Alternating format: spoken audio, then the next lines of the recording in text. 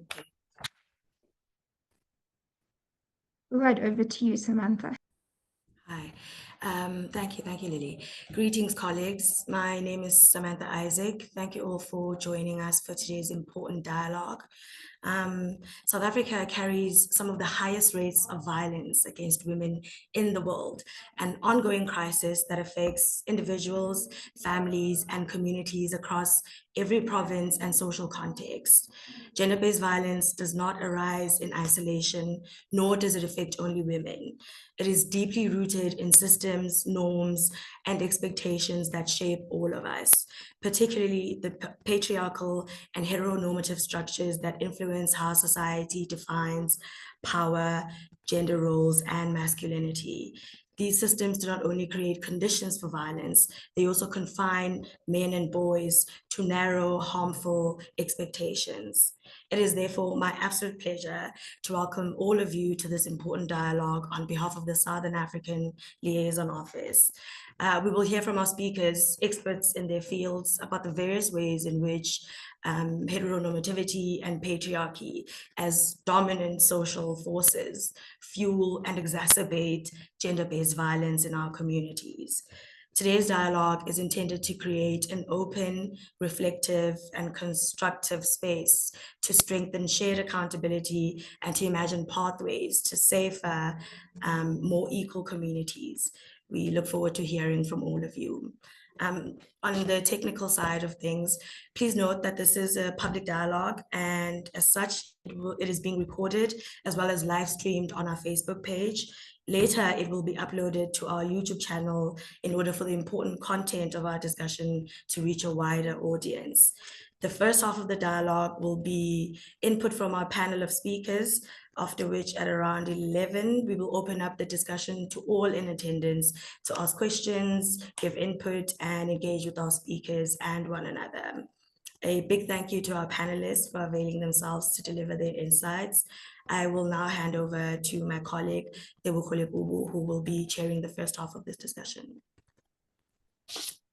Hi, everyone. Thank you, Samantha, for those opening remarks and for that welcome. I'd like to welcome you guys once again to this dialogue.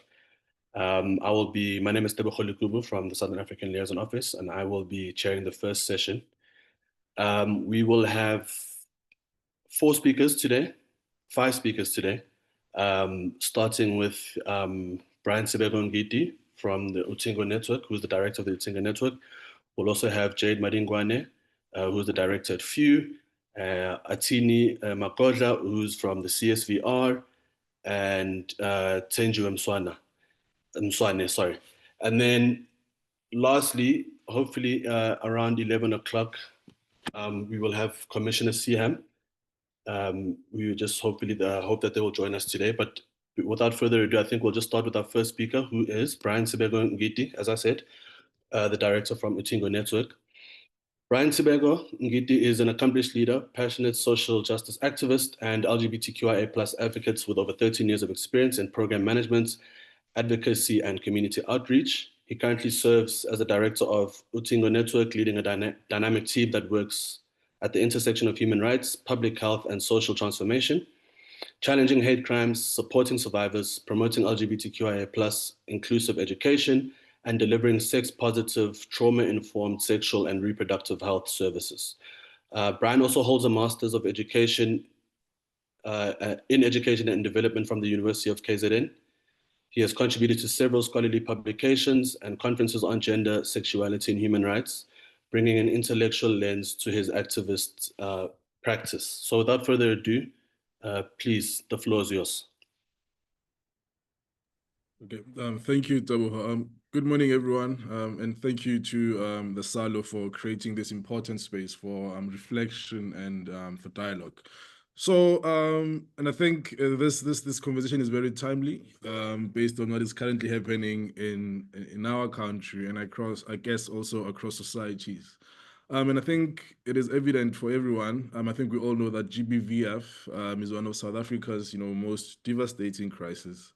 Not only because of its scale, but I think also because of the deeply rooted social and cultural systems that sustain it. So today I want to just explore how patriarchy and heteronormativity shape and reinforce GBVF, and maybe to also extend it a bit to also understand how these same systems, also harm men themselves. And I think we'll also check how men, based on their, embodied, gender identities and presentations, also, how different masculinities, are affected by, GBVF, or also by heteronorms and all the other patriarchal systems that we find in our societies. So, but I think we first need to understand the roots of GBV, and that being, I think, patriarchy and heteronormativity. So, to address GBV effectively, I think we must go beyond its symptoms. We must go beyond the trauma that we experience or that society experiences. We must go beyond the bruises and the deaths and interrogate its root causes. So, at its core, GBV thrives in environments that shape, or that are shaped rather, by patriarchy. So this is a system that privileges, male dominance and authority. And another issue is heteronormativity, which also assumes that heterosexuality, is the norm or is the default way of being. And anyone who does not conform or confine to heteronormative, principles, is considered, it's considered basically to be a delinquent. And these systems, or the people who enforce the systems, deal harshly with those who do not conform. So, and I think for this reason, the fact that heteronormativity is also one of the root causes, then in a way it also informs how we speak about GBVF, right? And the issue is that at this point, in most cases, interventions and the discourse assumes that, gender-based violence only, affects heterosexuals, and it's mostly basically cisgender heterosexual women. And I think that is a shortcoming, because in my experience, and I think there's also ample empirical evidence that shows us that GBVF does affect, cisgender women. Of course, we know this is a social problem. It's a big issue, but it also, applies or affects women who may not be necessarily cisgender. It affects transgender women. It also affects men who do not conform to the ideals of or patriarchy or hegemonic masculinities. So I think we also need to understand that these two systems are interlinked. That patriarchy teaches us that men must dominate women, and heteronormativity also teaches us that there are only two valid genders and that they exist in opposition to each to each other. So together they dictate how we should love as people, how we should behave and express ourselves. And of course, like I mentioned earlier on, they also punish those who step out of those boundaries. So for example, in communities where manhood is equated with control, strength, and sexual conquest, violence becomes a means to assert, power. And for women and queer people, especially lesbian, bisexual, and transgender individuals, any expression of autonomy or difference is often met with a backlash from society, and sometimes in the form of corrective rape, harassment, or sexual exclusion. So this is not simply individual cruelty, but it's a cultural script that is reinforced through our families, in the schools, our churches, traditional systems, and even, sometimes to some extent, our laws and the media. So it is what Bell Hooks calls, the normalization of domination. So maybe another question would be, so how does patriarchy and heteronormativity contribute to GBV? So I think when we unpack this further, we would then understand that patriarchy fuels GBV by positioning men as heads and women as subordinates. And it also justifies the control over women's bodies, over their decisions, and I think also overall as to how women experience or express their sexualities. So, and when women resist this control, some men, not all men, and I know there's also that debate, because also when we speak about men and masculinities, we need to be critical and talk about critical masculinities to say masculinities as a whole are not a problem. So we need to check which kind of masculinities are the problem in our societies, because we also have positive masculinities, we also have caring masculinities. So we need to check and actually interrogate what kind of masculinities are the problem here. So of course, some men who occupy hegemonic masculinities always respond with violence when women, exercise bodily autonomy, or they just take control of their lives and sexualities. And this outplays, in physical ways, in psychological ways, and to some extent also, we also see cases of economic abuse. So this is just a way in which men try and reclaim and assert their authority and power, over women. And of course, heteronormativity, on the other hand, reinforces GBV through exclusion and dehumanization.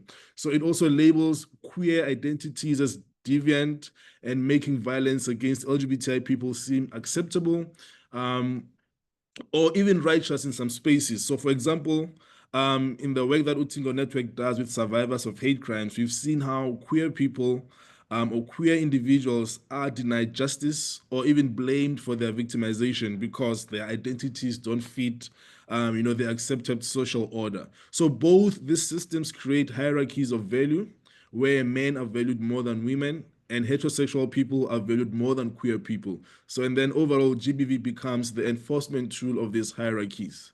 So I think it is also important for us to recognize that patriarchy doesn't only harm women and queer people, it also harms men. So from a young age, boys are told to man up, not to cry, and to suppress vulnerabilities, right? So they are socialized to equate masculinity with control, with aggression, and sexual dominance. So this emotional depression, or repression rather, not only fuels interpersonal violence, but also leads to high rates of depression, of suicide, and substance abuse amongst men. So, and we see that many men live with silent pain, unable to express themselves, their emotions, and also unable to seek help or to even admit that, they live in fear or that they are victims, because doing so would make them less of a man. And in our work, we have seen that when men engage in honest, reflection about gender norms, they begin to understand how their own humanity has been limited, by the same system that privileges them. So to dismantle GBV, we must therefore also liberate men from the confines of toxic masculinities and encourage empathy and accountability, and I guess also healing. And I know the biggest, also intervention would be we need men as allies. And my question is, can men really become allies? Because in my experience, I think allyism also absolves men from their responsibility, which they need to carry in the fight of GBVF. So allyism also tends to imply that men are external helpers to a women-led struggle, when this should be a struggle led by men, because they are the ones controlling the system. They are the ones who benefit from the system. So we need men rather as change agents rather than as opposed to men as allies, because men are the ones who can and have the power to dismantle the system that benefits them. And also men can confront other men, whereas women cannot necessarily confront other men. Maybe they can confront them, but not at the same extent which men can. For example, men need to talk to each other and call each other out when they see another man perpetuating GBV. I saw a video clip over the weekend where this gentleman was basically violating his wife, and when people were calling him out, he said, "But this is my wife." So I was actually impressed with the men who were around that, that scenario, who stepped in and stopped this man and said, just because you are married to her doesn't mean that you have the right to do as you please with the body. So I think we need men like that, not men who remain silent when their peers, perpetuate GBV against victims, but we need men who will actively, call out each other, who will actively call out and try to dismantle the systems of GBV and patriarchy and heteronormativity and so forth.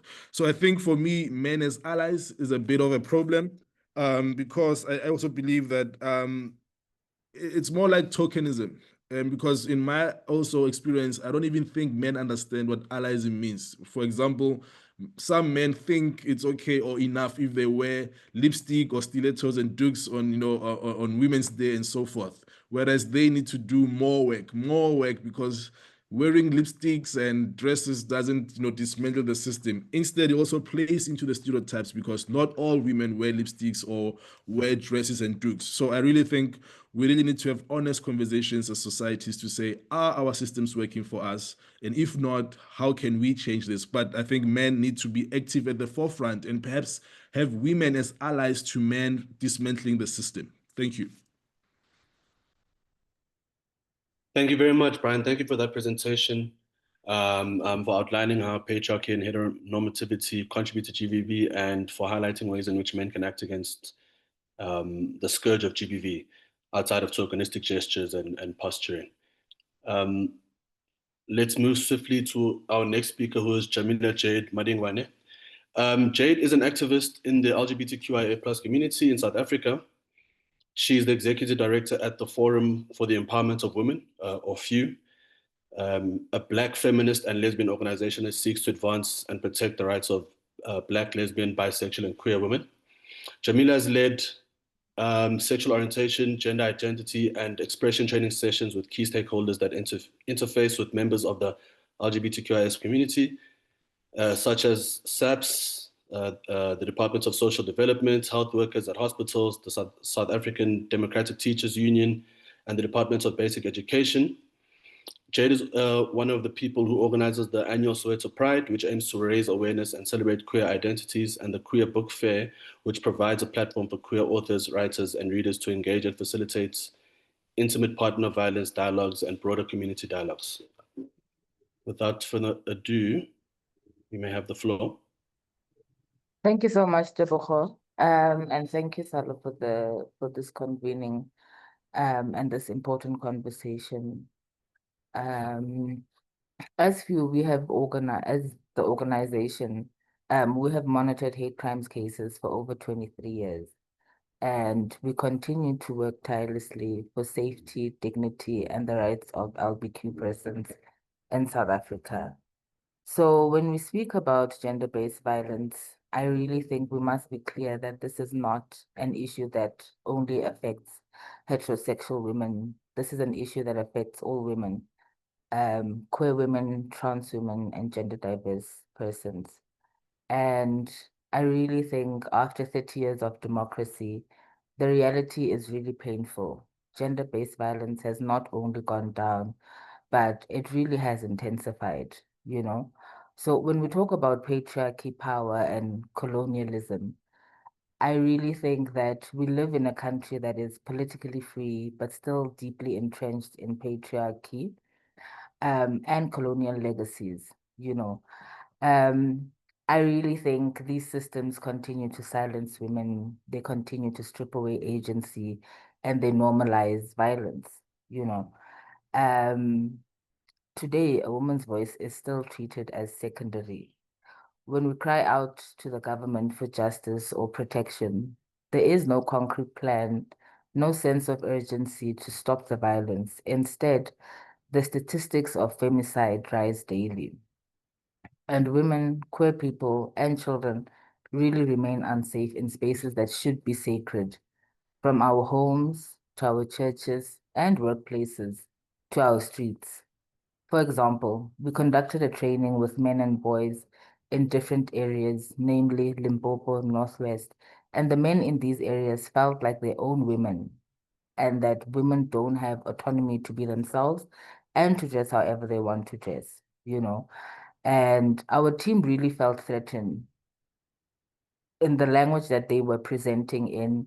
And it really was not English, it was isiZulu, but because Limpopo is predominantly your Pedi, Venda, the men felt like you can't come into our community and speak to us in a Nguni language, more so isiZulu, you know.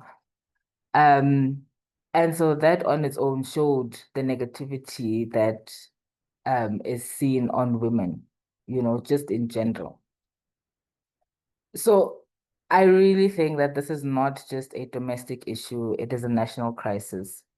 It is femicide, a systematic pattern of killing and devaluing women's lives. And the roots of gender-based violence really is patriarchy and heteronormativity. To truly understand gender-based violence, we really must confront the system that sustains it. Patriarchy and heteronormativity, that really does fuel and sustain gender-based violence. Patriarchy teaches men that power and control are their birthright. It rewards domination and punishes vulnerability. I think that heteronormativity tells us that only certain bodies, certain loves, and certain families are normal. Hence the promotion of family values, right? The anti-gender movement, the right wing. And together these ideologies really shape violence. They give permission to hate, they give permission to violate, and they give permission to erase, you know? This is why lesbian women are correctively raped. And I put that in inverted commas because this is not the correct term that we use. The correct term to use is homophobic rape because you can't correct anyone, right? And this is why queer people are murdered and why survivors are blamed rather than believed, you know? Why are you queer? You're taking our wives, you're taking our girlfriends. It's really ridiculous. So the same systems that harm men too, the expectations of masculinity to be strong, emotionless, and in control cut men off their humanity because they are taught that love is weakness and power is violence. And until we dismantle the toxic expectations, men will continue to harm and be harmed by the very system that claims to protect them. So when we talk about the legal landscape, the constitution, the rights, and the gaps that are in practice, our constitution, I always say, is beautiful on paper and guarantees the right to dignity, equality, and freedom of violence. And on paper, the laws and policies are the most progressive, you know, in the world, in the legal framework. But the laws alone cannot end violence, unfortunately. The gaps lie in implementation, coordination, as well as accountability. Survivors still face stigma in police stations. Cases collapse due to poor investigation. Rural and township communities remain underserved, you know? The case of a trans woman in the Northwest. There's a case currently that is ongoing of a trans woman in the Northwest that was arrested for rape, which really was not true, and was let out, and she was then killed. You know, we don't know who killed her, whether it was the community, because this seems like it was a pattern because this person is trans, therefore they were blamed for a rape, you know. There is also an existing case that has gone cold, the Narempele case from Limpopo. This was a trans woman that was murdered in Limpopo, and the case is still unresolved. And she was bullied from school.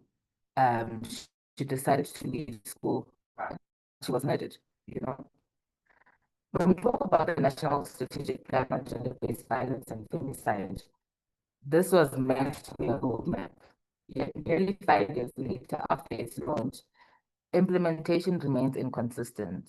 Funding is uneven, monitoring is weak, and community-led structures, especially LGBTI organizations, as well as formation, remain under-supported.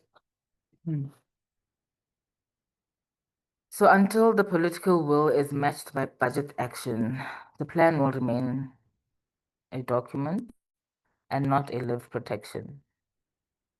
When we talk about the history and ongoing resistance from either LGBTI organizations or women-led organizations, we really must remember that South African women have not been silent from the total shutdown on the 1st of August 2018, where 24 demands were handed to the president, to the more recent Women for Change protests that happened this year and really did not get much attention.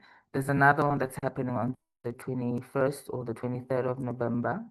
Hopefully this time we will shut down the country, because when we do try to shut down the country, we are met with violence and resistance from our SAPS. We even shut down the Johannesburg Stock Exchange at some point, but women have repeatedly declared enough is enough.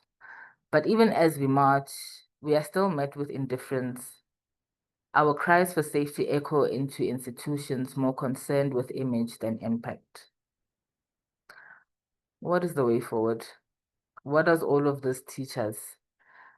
I think patriarchy and heteronormativity cannot be reformed. They really must be dismantled. And the fight against gender-based violence is not about the laws. It's about culture. It's about accountability. It's about care. It's about changing hearts and minds, if that is even at all possible. So we cannot heal as a nation if every woman, including queer women, can live free from fear. And as an organization, we continue to monitor hate crimes cases and hold institutions accountable. We use feminist popular education not to bash women, as people would always call it, but to transform communities and to create safe healing spaces, like the Soweto Pride that we have on an annual basis, where visibility and liberation meet. 30 years into democracy, our demand remains simple but urgent. Justice, safety, dignity, and freedom for every woman in every form that she exists in. Thank you.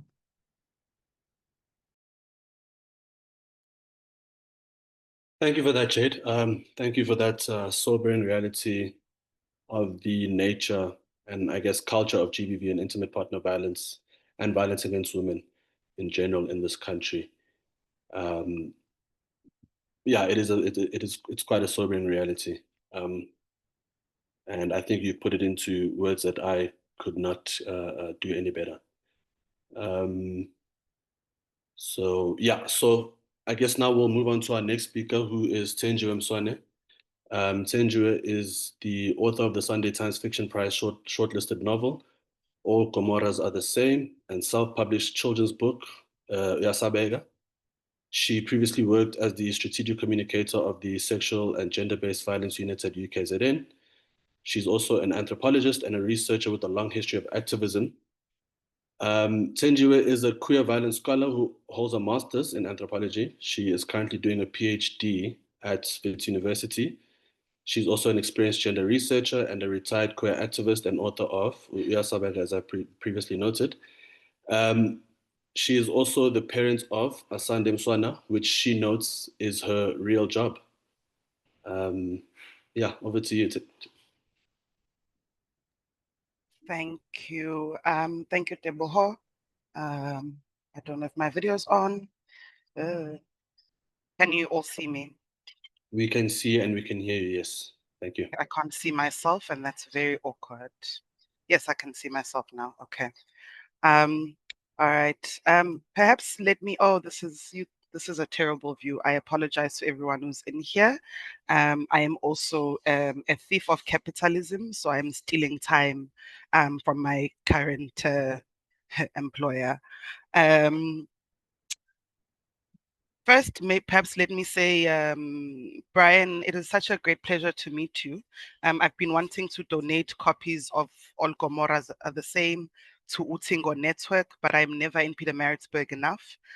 All Gomoras Are the Same won a United Nations award, and it has been distributed in many places. Unfortunately, I have not had time to distribute it at home, and home is Pietermaritzburg. So thank you for this connection, and I hope that I will be able to get your email through here, and I'm in Maritzburg this weekend so that I can submit those books to you just as a donation, because the book itself engages some of the things that we are arguing here and the things that we are interested in doing.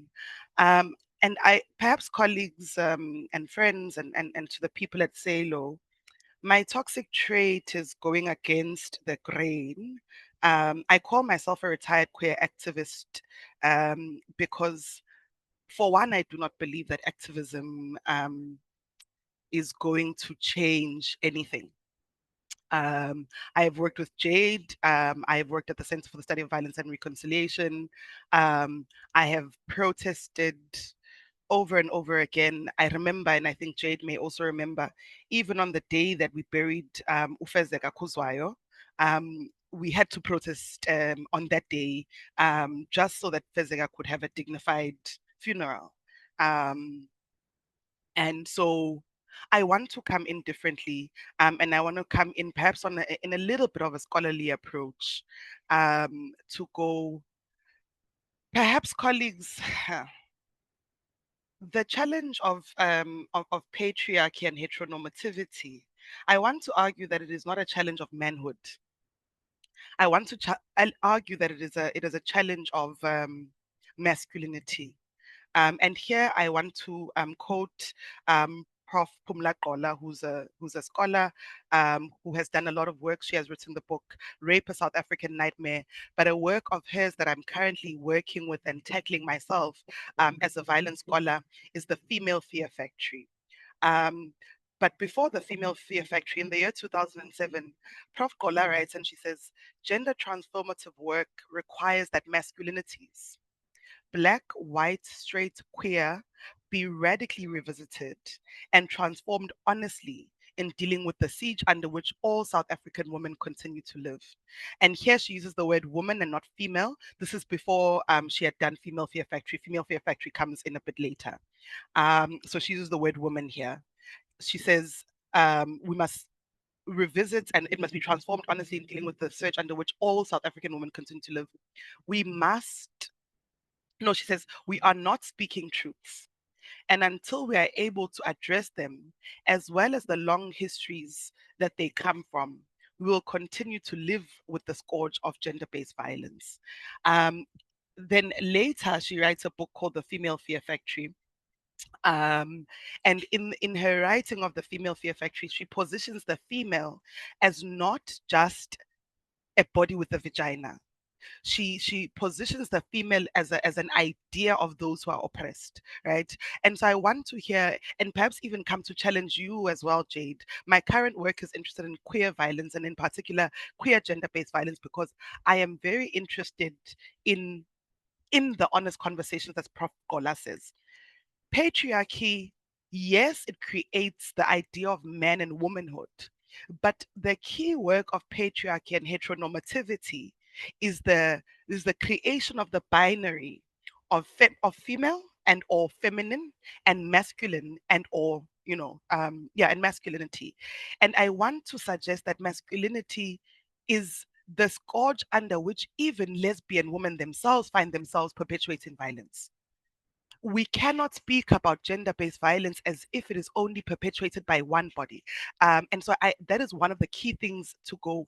We must question the binary, right? And I myself, as a person who plays around with the binary a lot, people struggle to figure out where I am. I am aware of the powers that masculinity gives me, right? So for example, masculinity has given me a job. And masculinity has given me that job because I look a particular way, I speak a particular language. Masculinity is not just in male bodies. And we see this in queer relationships. I want to also even probe you, Jade, to go, I was at a conference now. In fact, I am at a conference and there was a masculine woman. So now I no longer work in GBV. I no longer work in I am retired from anything activisty.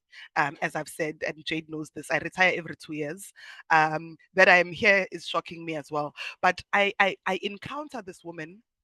We are both on that day looking quite masculine. We've known each other for a very long time, but we can't even sort of greet each other quite as, and I watch this in masculine or in queer spaces all the time. When masculine bodies, it's so hard for us to even go sharp fade because that's what masculinity does. That's what masculinity goes, you don't greet first, right? So I want to argue that, and I want to argue this again as I thought I was going to time myself. Let me, because I think I have 5 more minutes left. Let me time myself so that apologies, I also have very many devices. All right, so I want to then say that it is masculinity that is the problem, and I want to go back then to Qola as we think about this and what she considers to be the female fear factory, right? And how the female fear factory works, because the fear factory, again, I want to argue, the fear factory does not exist only in the bodies of women. It exists in the bodies of everybody who is navigating this idea of a binary. So she says, the manufacture of a female fear factory requires several aspects to work. 1, the safety of the aggressor. 2, the vulnerability of the target. 3, the successful communication by the aggressor that he has power to wound, rape and or kill the target with no consequences to himself.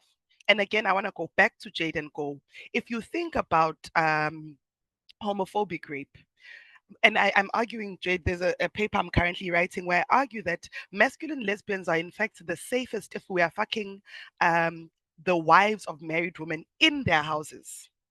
In their houses, in a pub, in a private space, because the project of patriarchy and heteronormativity is a public performance, right? You will note, and I think you will know this as well, Jade, and as yourself, Brian, as well, and I think even the speakers from CSVR, homophobic rape happens in spaces where you've embarrassed somebody publicly, in a pub, in a club, in a banbani, and then that person, because of the public shame that they have, must then kill you, right? It is that you are a target and you are a target publicly, right?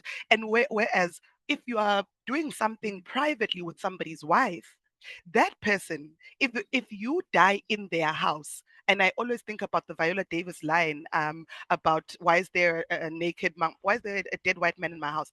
If a black man finds you in his house fucking with his wife, and I say this because a lot of my friends and I have found ourselves in these situations, that person cannot kill you because they will have to answer, why is there a dead lesbian in your house? And then the shame shifts to them again, right? So when you are in their house, they're embarrassed, but they cannot publicly shame you because you have privately harmed them, right?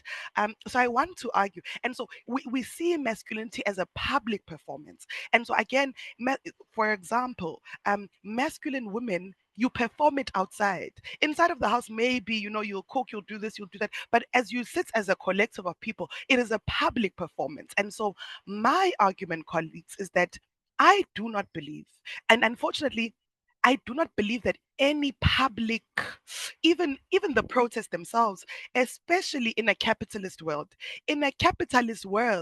capitalism thrives when we activate. When we are on the streets going down with this thing, that is when capitalism thrives, because then it will micro fund you. It won't give you a big fund. It will give you these small wins that will keep you frustrated so that you go back to the public and shout. I want to argue that for us to deal with both patriarchy and heteronormativity, we need private conversations. Private conversations is when masculinities call themselves out. Men and masculinities will not call themselves out in the presence of femininities. Amajita, and I say this as somebody who unfortunately, I have a squad of boys. I love my boys very much. We sit there, we watch the women cook and braai, and myself included, and as in myself included as not a woman in this case, because I find myself I never find myself cooking when I'm with when I'm with the boys and their wives, right? But we will never call each other out in the presence of those women or the people that we consider feminine. The real conversations happen when, for example, we are at a bachelor party or somebody, and then Isheni tries to cheat, and I go, "Exa dog," on the side. No, no, and especially if we think about blackness and black manhood, and in particular black masculinity in the global South context.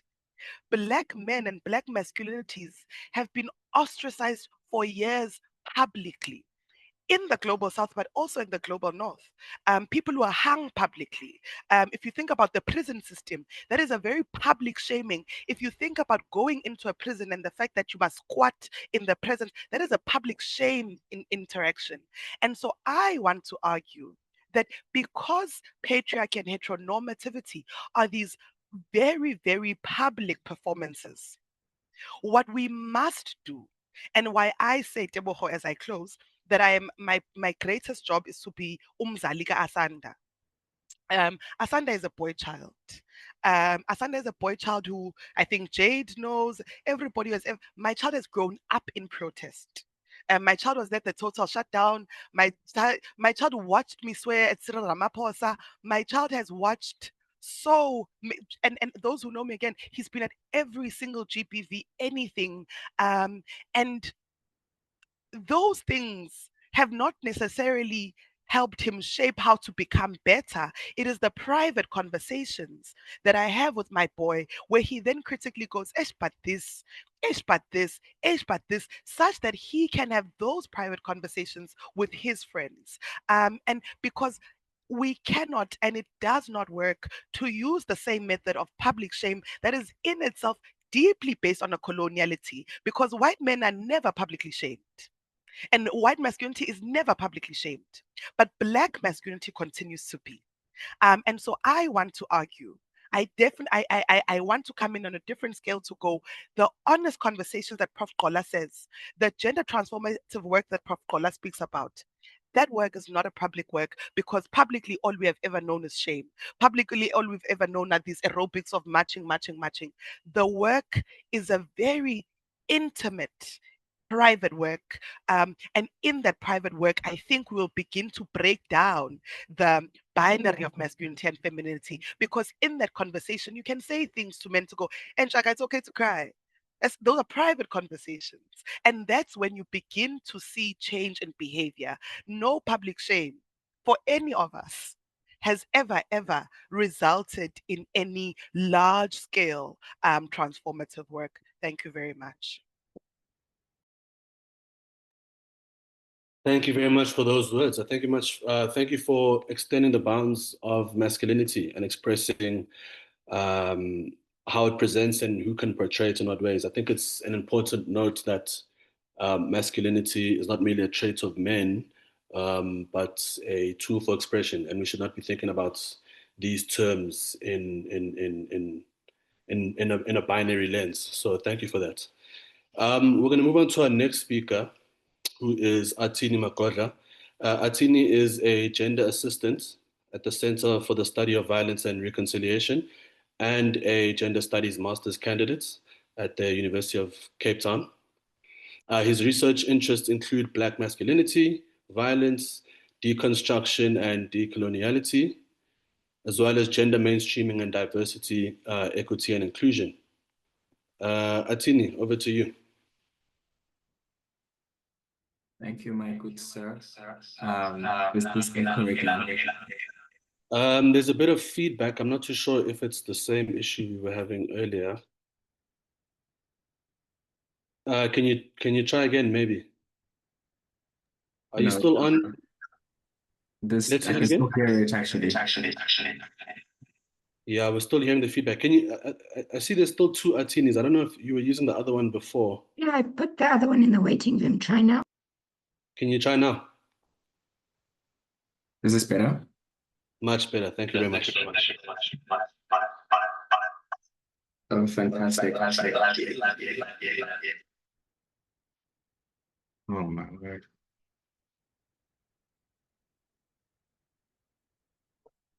You seem better now. I think the other one's back in the waiting room, or I don't know if it's been. Oh, can you hear me? I thought I was. Yeah, we can hear you now. We can hear you Oh, now. fantastic. Thank you. I thought I exited the meeting.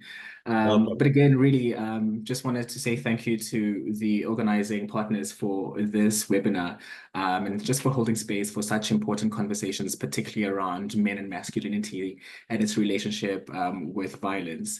I think the conversations around the terrain of masculinity and violence is still, in small pockets. And so I'm truly appreciative for this opportunity. I think I'm not going to try and be redundant, and especially considering that the previous speakers have kind of mentioned everything that I wanted to discuss today, but I want to touch on a few things I think that are incredibly important to reiterate. And, one of those things is that we can all agree that violence against women is recognized as the most common form of human violation. This, by the way, is a quotation by the United Nations. It means that violence against women is also the most pervasive form of human violation. However, what's important to note there is that this kind of violence is not natural. It is normalized, but it's not inevitable as well. And so if we are talking about stats, statistically, violence against women is predominantly premeditated and perpetuated by men, right? But in order to understand gender-based violence, I think it is important to dive deeper into gender roles, heteronormativity, as we call it. Right. It is important for us to dive deeper into this in order to understand gender-based violence and its normalization. But before we talk about heteronormativity, I want to talk about identity construction and what it means to construct your identity as a man within ideologies of masculinities backed by historical patriarchy, political violence, history and cultural kinks, but also social power and violence. What does it mean to identify as a man within a society that has such a long history of political violence? What does it mean to pivot myself right at the center of those definitions in considering those history, right? So the route towards constructing a masculine identity requires one to be anti-feminist and sometimes anti-feminine, right? Which may also mean that it may require one to be homophobic and misogynistic in order to get approval from the peers. The previous speaker has spoken about how the identification as a man and the performance of violence it is in itself a very performative thing, right? It requires one to be seen, right? And so this is also true for the construction of masculinity. Identifying as a man is not enough. It has to be performed. And this performance, unfortunately, may mean that you need to reenact notions of violence, right? And most importantly, in front of people. It's not enough to believe and to identify as a man. One has to be homophobic. One has to be misogynistic. And sometimes as a white man, one has to be racist, right? As our history shows us that being masculine and being white sometimes requires one to be racist. And these sort of terrains are not detangled. They're not far apart from each other. They are inextricably connected. So race connects with gender and so forth, right? And so it's important to have that conversation and to have that at the back of your mind. It also connects with sexuality. So concomitantly, the constructions of masculine identity is one that idealizes heteronormativity, which, as I've said, entails an assumption of privilege and the maintenance of power. And so when one does identify within ideas of heteronormativity, they have to dispel and detest other forms that exist around heteronormativity or heterosexuality rather. So masculine norm conformity means accepting and endorsing violence in order to maintain privilege and power. And so, that performance of violence is a very integral and it's a prerequisite in identifying and conforming to ideologies and definitions of masculinity. And so it becomes about attitude, which is often the foundation for GBV related behavior. It is important to understand that merely believing the hierarchicized gender role that prioritizes men is not enough. Dominance is communicated through physical violence and subordination, right?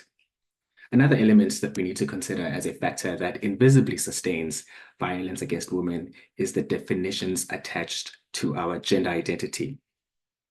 So as Tenjiwe has mentioned, we need to think about what it means to be identified as a man, what it means to be identified as a woman. In other words, what are the connotations that come with being identified as masculine and the experiences that come with being identified as a feminine body, right?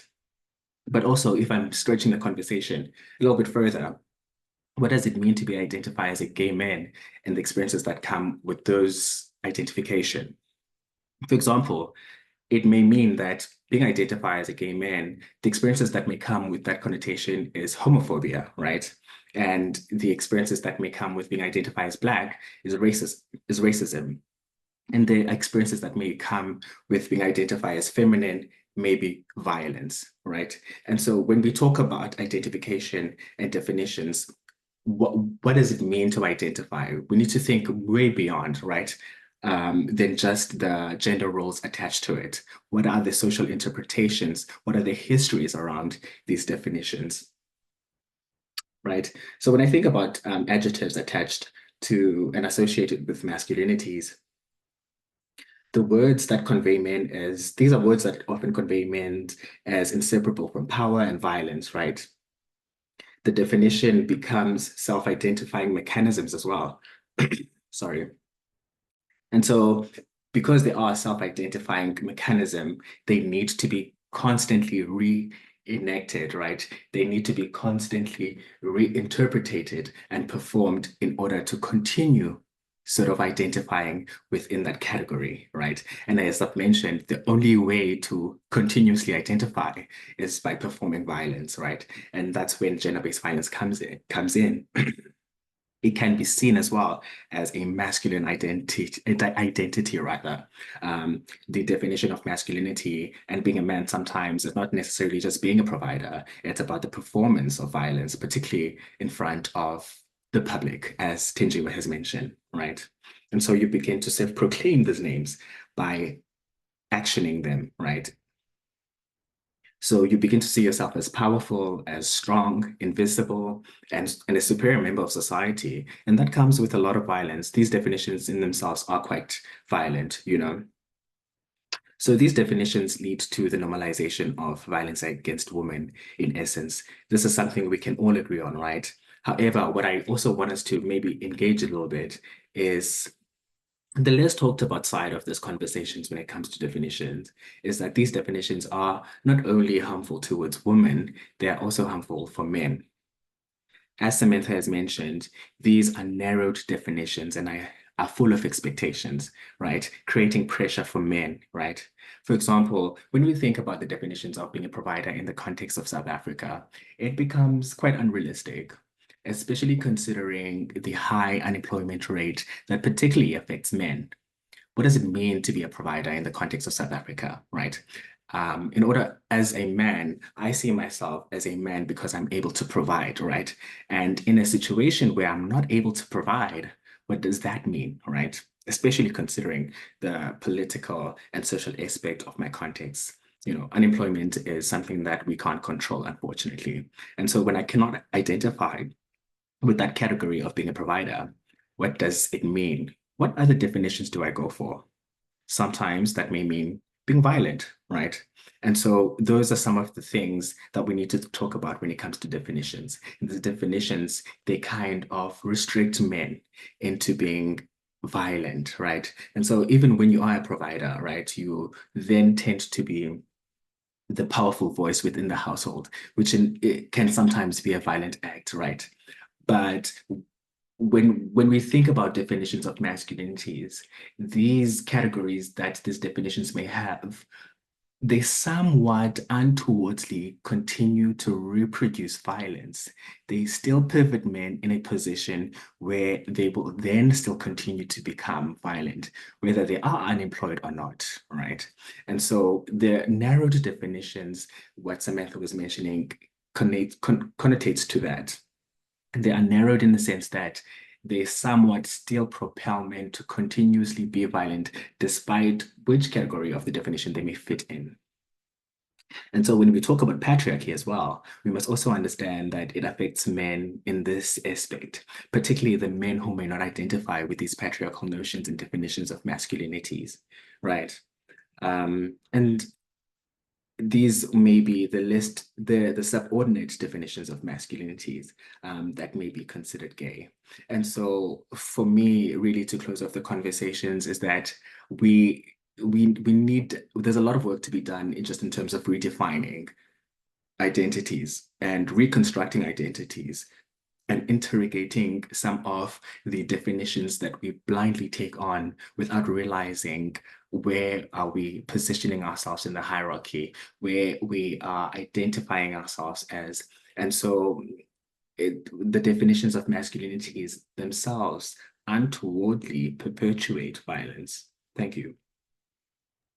Thank you for that once again, and for noting how, as you just said, definitions play a role in perpetuating these issues that plague our society. I think that's a pretty important thing to note. I would just like to just confirm that we do have Commissioner Siam. I think she's just entered the meeting. Commissioner Siam will be our final speaker today.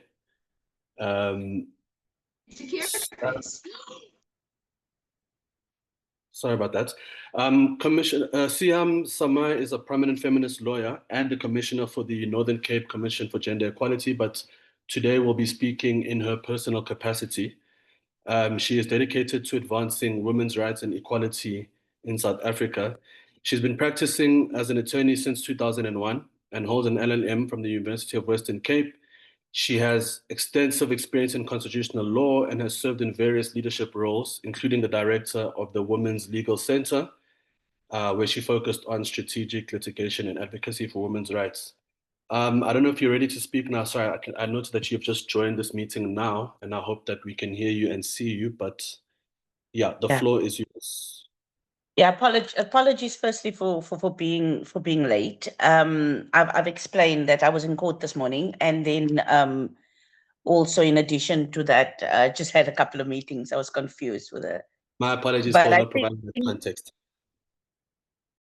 Yes, I think the issue for me is obviously I saw the topic, etc., and I know that all of those issues need to be addressed, but I was specifically asked just to deal with broadly, the broad legal framework, in terms of gender-based violence, what is there, what can be done, etc., and where the challenges lie, which, I mean, I think I've been doing this for many years, and without being prepared, I just wanted to say, I mean, we do know that there is a scourge, obviously, within South Africa, and I'm just going to go back just 9 years. I mean, we all know what happened with the total shutdown. We all know, with the and then the push, getting out of that, the 24 demands, taking it to a national summit, and then there was another national summit. So what I wanted to say is that there is a lot of gender rights-based activists, feminist activists, people that have been fighting for, a much more a legal framework that deals with gender-based violence, but also ensure that it gets reduced within the broader criminal justice system. And why I'm speaking about this, because I want people to understand that this has been a long, long road. We've historically, the legislation, obviously we have the Constitution, which has got the provisions in. It speaks to equality, it speaks to dignity, it speaks to safety and security, which is in terms of 12.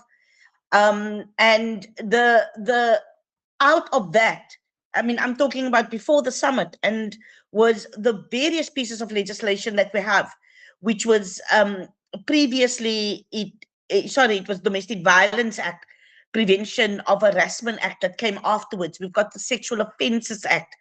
We've got the Elder, Persons Act. And these are all acts that is supposed to deal with, sexual offences, abuse, etc. We also have the Children's Act. We've got the Child Justice Act. Now, broadly, all of these things, I mean, we can say, yes, deal with the issues of patriarchy, deal with the issues of stereotypes, because what all of these pieces of legislation have to deal with is exactly that. It's the misogynist nature of the violence.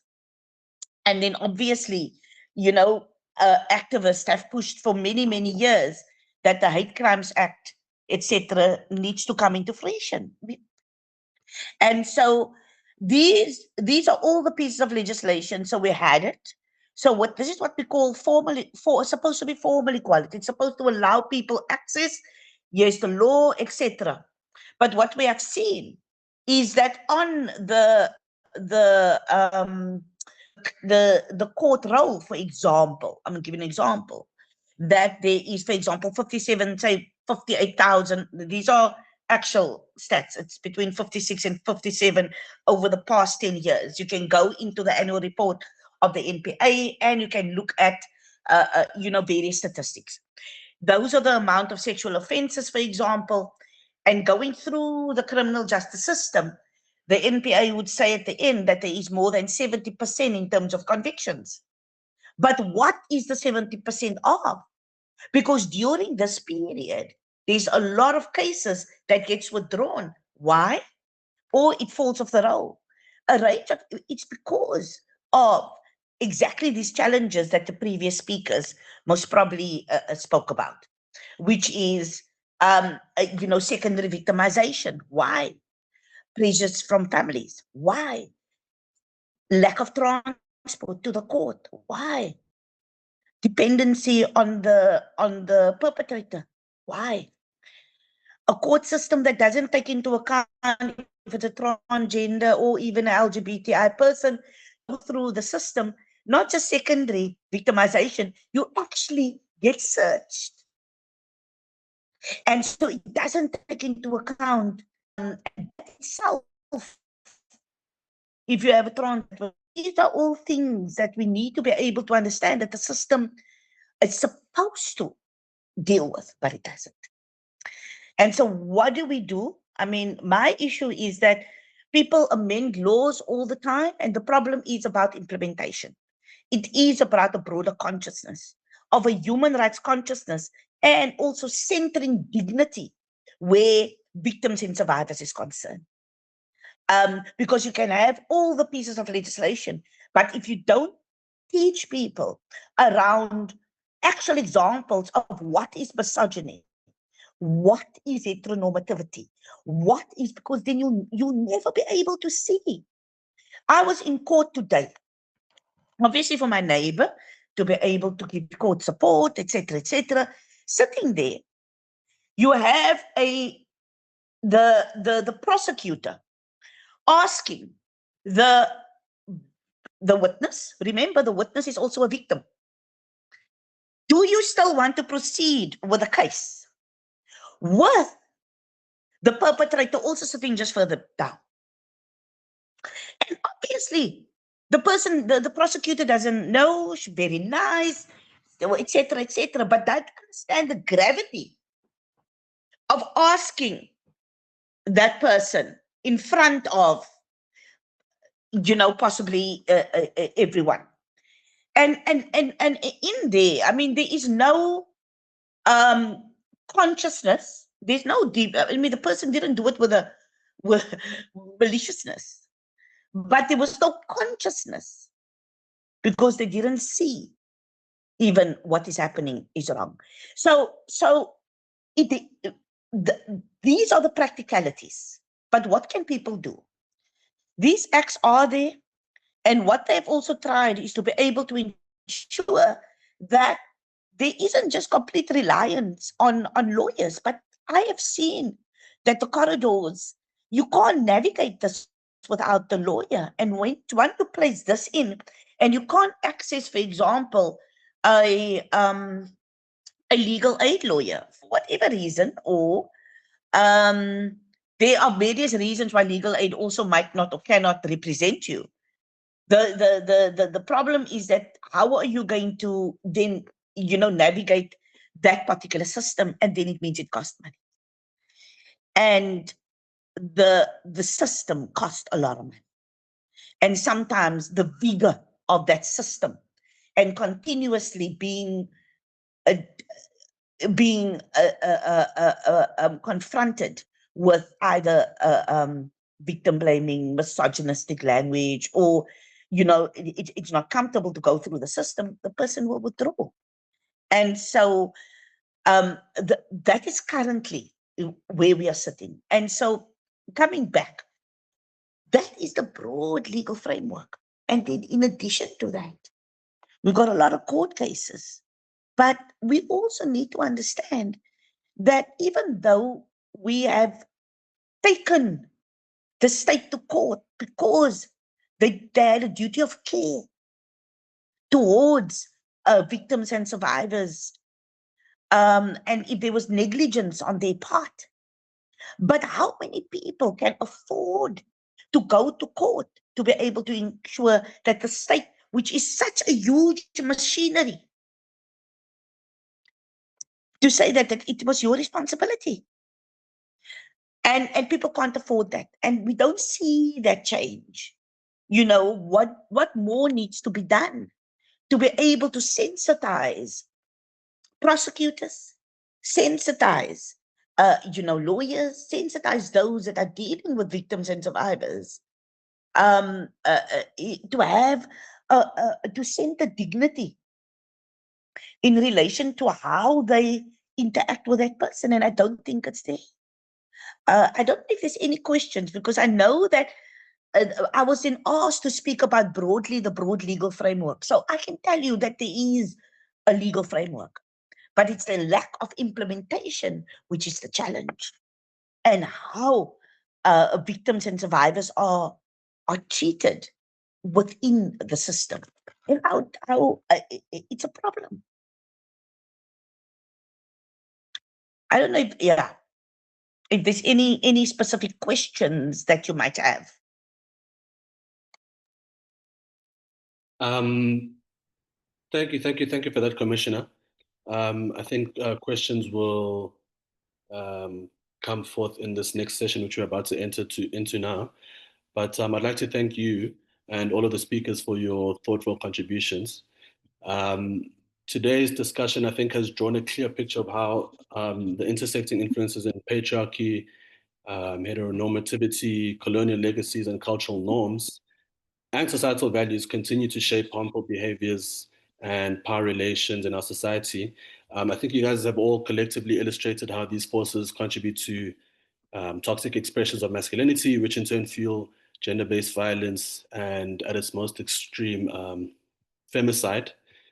The conversation today has reinforced that this is also a national crisis. We are reminded of this repeatedly through the distressing realities reflected in news headlines, particularly involving intimate partner violence. And these presentations have also helped us look beyond the surface, so to recognize that this is a systemic problem rather than an individual or a binary one. As such, harmful constructions of masculinity and the pressure to conform to heterosexual and patriarchal norms affect everyone. They harm women and gender diverse persons directly, but they also harm men, limiting their emotional expression, creating pressures to perform rigid gender roles, and discouraging help-seeking behavior. As many of you also have emphasized, masculinity itself is not exclusive to men. And I think that's important to note. It's a form of expression that takes many shapes, and we need to move away from binary understandings of gender if we are to make meaningful progress. And then, as the Commission has just noted, in terms of constitutional policy and the legislative environment, while our constitution provides the right to human dignity and freedom from violence, the gaps between those rights and lived experiences remain stark. We've heard about the limitations in enforcement, institutional capacity, and accountability that continue to undermine the protection of survivors and the creation of safe spaces for those at risk. Although these legislative reforms are important and have been adopted, and for example, the National Strategic Plan on Gender-Based Violence and Femicide provides comprehensive framework for change, implementation in itself remains uneven. Strengthening the justice system, improving resourcing, and ensuring that policy commitments translate to tangible impact for communities remain urgent priorities. And then lastly, in terms of the broader global context, violence against women remains the most widespread human rights violation worldwide.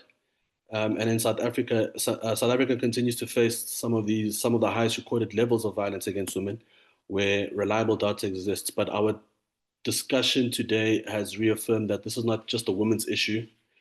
It's a societal issue, and it requires collective responsibility, accountability, and a shift in the norms, I guess, and values and behaviors that enable violence to persist. So thank you, everyone, for all of those inputs.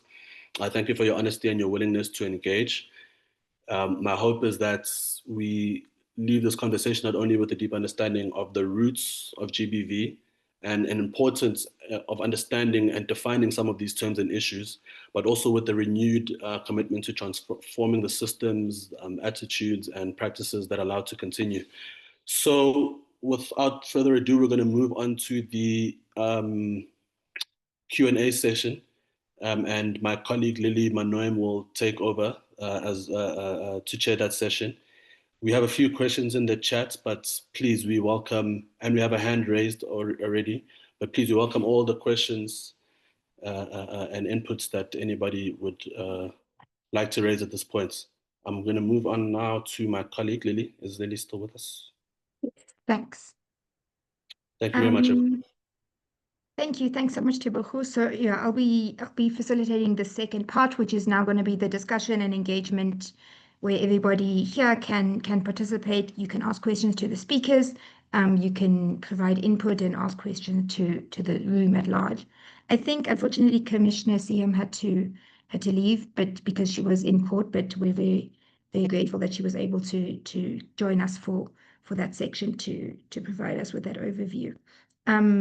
So yeah, I think maybe if they ask questions to her, we could direct them to her after the meeting.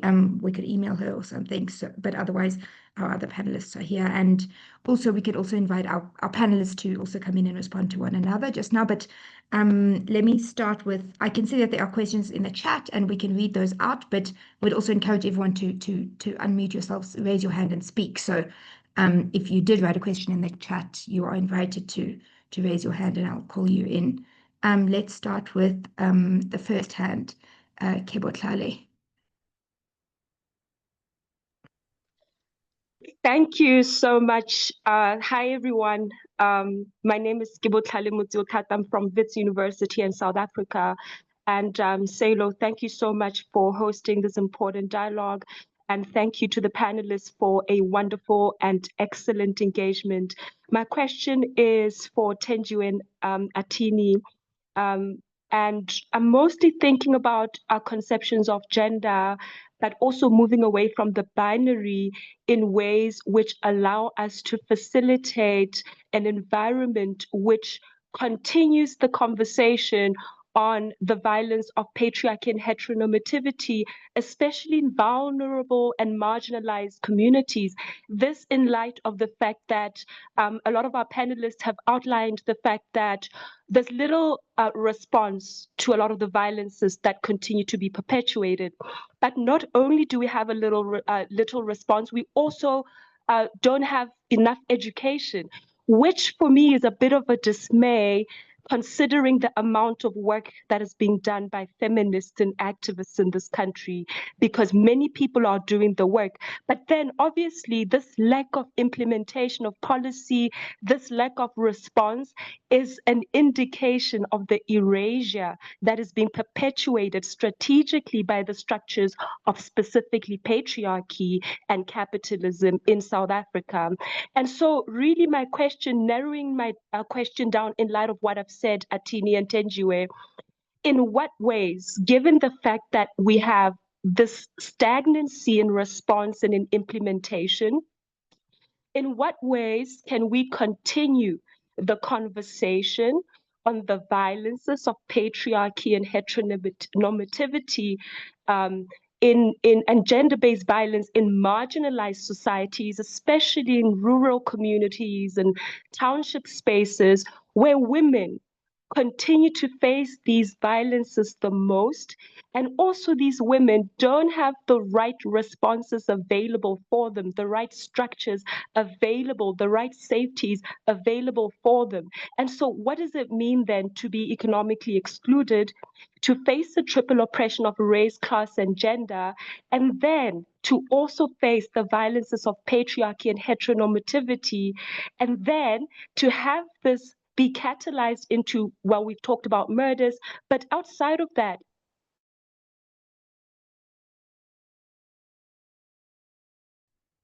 I think we just lost connection, unless that was me. I also lost the mic, I think. Okay. Well, we followed the first half of that question, I think. And I think our speakers will be able to respond to that until Kebotlale is able to come back. But thanks for that question. Would anyone else like to raise their hand and come in? Or should I read out the questions from the chat? Last chance for some hands up. If you've written a question in the chat, are you sure you don't want to say it out loud? Okay, I'm going to read them. Okay, question. Oh, here's one hand. Okay, Leah, let's have a question from Mulalo, please. Thank you, Lily. I just have one question was directed to everyone of our speakers. What role does culture or tradition play in perpetuating GBV in South Africa? Thank you. Thanks for that question. And I think anyone can respond to address that. Okay, other questions in the chat from Lesego Shele. I'd like to pose a question to everyone. What does it truly mean to be a man? This inquiry is important because many use the term man in a controlling manner, often without a clear understanding of its real definition. It's important to establish a genuine understanding of what the definition is. From Edgar Mokwena, how do rigid expectations of masculinity contribute to violent behavior, and what practical approaches can engage men, boys, and their communities in transforming these harmful norms? From Samantha, question for Brian and Atini, what strategies have proven most effective in helping men recognize how patriarchy harms them as well, and not only women and gender diverse people? So those are three questions about men and their role. And I think we can go back to all of the panelists. And a question from me also to everyone is, I found the discussion interesting in terms of, like, on the one hand, we're talking about the broad things, which is culture, society, systems, structures, history. And then on the other hand, we're talking about what laws and what policies do exist. And I suppose my question is about to what extent do we think, as we've heard from the commissioner and from our speakers, there are many laws in place, but it's in the implementation and the budget, as I think Ryan said, that's what's lacking. Do we think that if there was a way for really these policies, procedures, and legislations to be really implemented, would it make a substantial change, or how much is about, as Mulalo maybe said, like about our mindset? Yeah.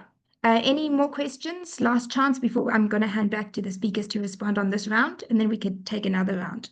Okay, so we can go back in the same order, I think. All right, so over to you, Brian Sibekongidi, please. Okay, thanks, Lily. So you are muted. My bad. Okay, thank you. Sorry about that. I was just saying that I can't even keep up with the questions, but I'll just try and respond, to my best ability. Sure. However, I think we need to also just make it clear that we don't have homogeneous masculinities. I think we need to make people aware that we have different kinds of masculinities. And like I said, the theory of critical masculinities actually teaches us that we need to reflect and critique masculinities to check which masculinities are problematic in society. Because masculinities in KwaZulu-Natal within the Zulu culture will never be the same as masculinities in the Zulu culture that exist in Johannesburg, for example. So, and of course, we need to look at the intersectionality, such as race, such as money, and all of those things. So the issue is not masculinity as a whole, but certain masculinities that are problematic. And for example, there's a question about what strategies can we then use? And in my experience, for the very same fact that masculinities are not homogeneous, it is important for men to do work at a peer-to-peer level. For example, I know that myself as a gay man, I don't possess the same masculinity as a heterosexual Black man in my culture. And also, as a reason, sometimes I can't even confront this man because they view my masculinity as subordinate. And as a consequence, I might also be subjected to violence if I challenge that, their masculinities. So I have seen that the strategy that works is peer-to-peer. For example, as gay men, I've found it a bit safer also to confront masculinities within my peer group, within the in-group. And this is also to show that even gay men in their masculinities possess toxic, traits. For example, there's a gay man a couple of days ago who shared on there, I'm not sure if it was TikTok or whatever, to say, basically giving men advice on how to rape women. He basically said men should pretend to be gay so they can get closer to women who are drunk and all of that. Yeah. So basically, and we, you know what, we took it upon ourselves to say, here's a gay man, not in our name, basically. So on a peer-to-peer level, we will engage you and show you how toxic your stance is and how it contributes to the overall GBVF, you know, problem that we have as a society, as a country, and I guess globally. In my experience also in KZN, so I moved from Pretoria to KZN, and I've been in some cases where I have tried to call out heterosexual Zulu men for their toxic traits. And of course, I was met with violence. I was even told that I'm not man enough, so I don't even know what I'm talking about. So I think the best solution would be for men to speak to their peers, and just that's where the disruption should start. That's where the transformation should start. It reminds me of my grandfather, who, I mean, at that point, didn't even know that it was gender transformative work, but who would call out his cousins or his peers when they, you know, harbor problematic patriarchal ideas about how their wives should, you know, carry themselves in the household and all of that. And how my grandfather would also share, you know, household chores with my grandmother. And of course, he would face backlash from, you know, his relatives and everybody else. But he was adamant that in his household, both he and the grandmother would actually be equal. He would cook when she feels overwhelmed or for whatever reason. So I feel like he had the power to address his peers because he also had the privilege and I think the position to challenge his peers. So my peers in my case would be gay men, and I've seen that it's a bit safer because it's an in-group and I know what language to also use. And then there's a question about the role played by culture. Patriarchy and heteronormativity are culture.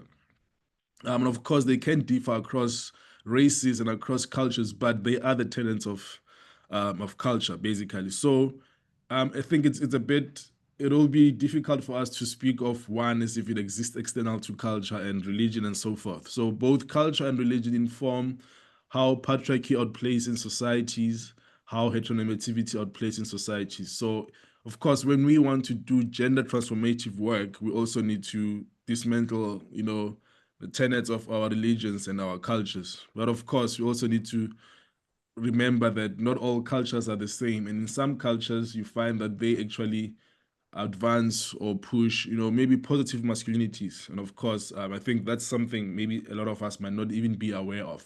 But it becomes a problem if we use a blanket approach and assume, like Tenjiwe said, the issue is not manhood, but masculinities. So like I said earlier on, we need to check which masculinities are a problem and which ones can we embrace. I can't remember what other question was there. Please, if I've missed something, please, maybe we can go back to it. But yeah, overall, We can go back in the next round as well. yeah, we can go That back. was- Yeah. Thank you so much. Thank you. I think Tenjiwe will have to leave early, so I'm going to go to her next, if that's okay with everybody, to respond to some of those questions and the other input from the panelists. Jade, is that fine? Because I think you were next. Is Jade still here? Can you hear me? Yes, I can hear you. No, that's fine. Okay, Thanks thank so you. much. Yeah. So I want to answer question. So I want to oh, you want my video on? Sorry. I saw Brian without their video.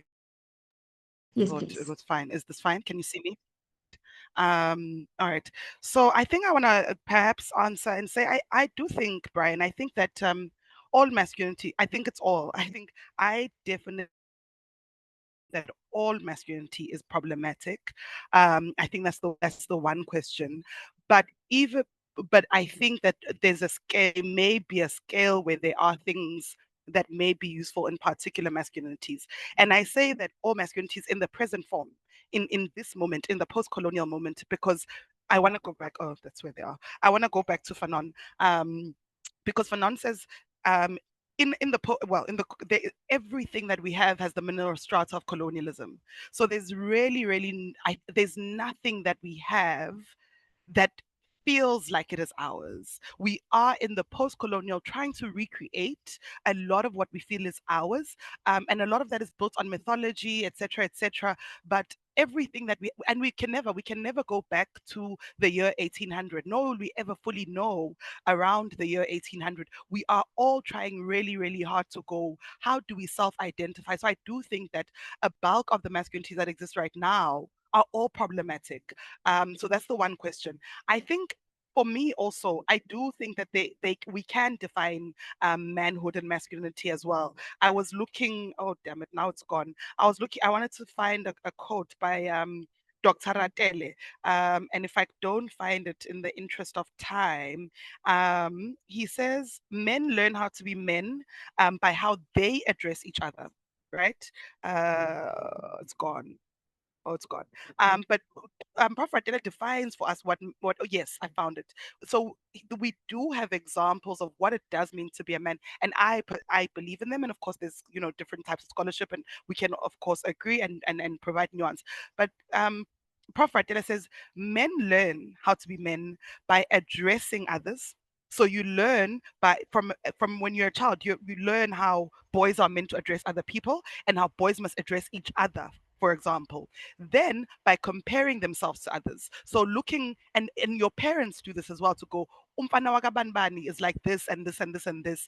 And then with an image of themselves at an earlier point in their lives. So then there's this image that you learn that gets created. I want to say, Brian, you just used the example of umkhulu wako, right? That's an image that you then hold as a standard of manhood. So I do think that we can define what it is to be a man, and what it is to be a man is the things that you've been taught. And it's this consistent learning, and it is very, very much based on comparison. So that was my one point to go. We define manhood based, and so even coming to you, Brian, it may be different to be a man in Johannesburg because what you're comparing yourself to is different to what you're comparing yourself to in KZN. But in all of those areas, there is sort of like a print of what it means to be a man. In Johannesburg, umswenko is a severe part of manhood. In KZN, umkhayele perhaps maybe the thing that shapes what it means to be a man, but it is a thing that you define amongst each other, and it is a thing that is based on an idea. So Zulu people all have this idea, whether Shaka, I don't think Shaka was real, but whether Shaka was real or not, there's an image of that is where I'm going to. We think it's prehistoric, whatever, but there are those images. Another thing, so around the stagnancy on implementation, that first question, because I do think that one was for me and I think Atini. And I maybe even want to probe yourself, Lily, as well as Deboho, and then all the feminists in the space. Yes, we have a gender-based violence problem. We have a gender-based violence problem in South Africa. But men in South Africa kill each other at exponential rates. And that conversation has been so hard, and feminists, we don't know how to engage that conversation, right? And I want to bring it here to go. That's why I'm saying masculinity is the problem, because not only do men hate us, they hate each other. Men don't know how to argue. And I say this as somebody who's lost both of my brothers to gun violence in Pietermaritzburg. And I can tell you that there's a man dying in Pietermaritzburg this weekend. My last brother last year died because somebody confused him for somebody and he was shot in the eye.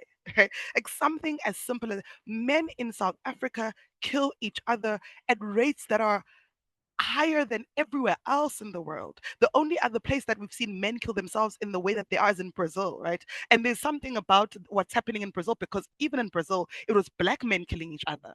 So I want to say, to answer you, I think it was the first question, what do I think is dialogue? Literally, the thing that's happening here is the thing that will immense. Men do not even know how to talk to each other. And I said men, but I also mean masculinities. And I used that in my previous example to go, even just the idea of conversing is really, really, really hard without it becoming. And then it's this idea of, oh, like, well, women are emotional. Men, when they talk to each other, when the emotions overwhelm them, violence begins, right? And so absolutely the thing that's happening here is what is going to happen. Dialogue. And as I close, the thing about dialogue, so I want to even caution the speaker who came in here, or the question around stagnancy and implementation, in particular rural communities and townships. rural women know. Like the idea that there's a people who will only ever get solutions by people who speak Nam, that's a very masculinized idea. The idea that there are place and space where people do not know what works and what works and doesn't work for them, that in itself is a very, very, very masculinized idea. The idea that rural women don't know how to emancipate themselves is based on really, like, we are part of the problem. We are the capitalists, we're the white people of our era. Because why do we think that these policies that never get there to begin with, outside, I don't even know that rural women, I've never seen a constitution in my township. I've never seen the physical handbook of a constitution in my township. So this idea that we're going to write up these things and we're going to do all of this work, and then we must take that work and go and transpose it on communities as if people are not living with themselves and with their perpetrators every day, is very, very much a part of the problem. And I want to then go dialogue. If we must have these conversations, don't go into rural spaces and townships and assume people don't know. Go there and go, what is the solution that you think? Because I swear to God, I spend a lot of my time in rural areas because remote working. I spend a lot of my time in an area called Ehlatikulu in KZN. Just this past weekend, I was shocked at the number of queer people who were there. Because again, we have an assumption that there's a space and a place, and that the space and that place is always urban. And everywhere else, these things are not happening and these conversations are not happening. And so I want to plead with us, we must dialogue, and we must dialogue in communities, but we cannot take our policies and try and make them transposable in this community, because people are earning minimum wage. They may just be negotiating, this relationship because, man, I need the money, or I'm a farm worker, I'm a this, or I'm a that. The idea that we have the solutions is a masculinized problem in itself, and we need to deal with that. But also in relation to that, we need to have honest conversations. My closing is, Pumla Kola asks us to have honest conversations, and there's no GBV conversation that will ever be honest if we don't have the conversation of heteronormativity and patriarchy have taught men not only to not know how to deal with us, it also has taught them to not know how to deal with themselves. And finally, even in queerness, there's this mimicking of heteronormativity in queerness where there must be a masculine, there must be a feminine. All of those things will only ever be resolved through honest dialogue. And I still think we're not having the honest, transformative conversations. Thank you very much. Thank you, Tenjiwe. And I'm so sorry, Lily. I just have to just correct Tenjiwe on my question, because I think, Tenjiwe, you didn't understand what I meant. I'll give you less than 1 minute to do a little quick one. Sure. Go on. Oh yeah, sorry, Tenji. I just wanted to say that firstly, I speak as a subject from the township. So, and I'm empowered and I'm a feminist. And what I was talking about was the lack of response in that in these spaces as autonomous subjects who occupy these places, there's this marginalization and this exclusion which continues to perpetuate a triple oppression of race, class, and gender, to a point where even when you have a voice, your voice is disempowered by the conditions of capitalism. Therefore, and I agree with what you're saying, that women in rural areas and in the townships are all autonomous. But how do we reclaim and reassert this autonomy without being pushed to the periphery in ways that you've mentioned? Really, that was my question. And leading towards economic prosperity, to say, guys, we are in these spaces, we occupy these spaces, we're thinkers, we're sharp, we're autonomous, but we're silenced despite the work that's been done. And we're speaking from experience. We're experiencing the harshness of capitalism, the violences of space, and the anxieties of dislocation and inaccessibility. So how do we enforce these dialogues that you've mentioned? Not so much that they should come from people with good English, but how do we organize as participants who occupy these places in light of our pursuit of economic prosperity? I'm sorry, I just had to say that quickly. Thank you. Okay, that's much appreciated, and thank you so much for coming in and finishing your input. And I hope I understand that. So thank you. And yeah, we'll go back to the speakers in a bit. I'm not sure if Jade is able to connect, because I know that she's been having some technical difficulties with the fiber installation and the network. So she did send me a response that I could read out, but let's just see if she's able to unmute now. No, okay. Okay, I'll just read out what Jade had said. Sorry, 1 second. I wanted to respond to the question that talks about culture. This is from Jade. As the previous speakers talked about the experiences of being raised as a boy child, Brian mentioned how he was brought up as a boy child and what he learned from home. This is similar with culture. This is also, she is coming back into the room. This is also a vehicle of patriarchy because boy children are taught, as Tenjiwe said, umqele is something boys or men wear, and it really differs from culture to culture. But the one thing that remains are the values instilled, which are mostly that men or boys shouldn't be emotional or not cry at all. So again, this is rooted in colonialism. I know she was trying to type fast to sort of make the point. I hope that was clear. And yeah, Jade, if you are able to come in, we understand that the technical issues are not on our side at the moment. Okay, there's a few more questions in the chat that maybe I'll read out. I'm not sure if Mpoto is trying to come in with a question that you've written in the chat. Okay.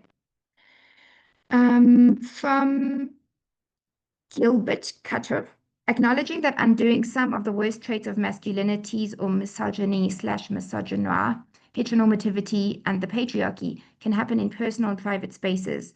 Is there no room or possibility to undo some of the damage that public shame perpetuates and that makes facilitating similar work in shared spaces challenging?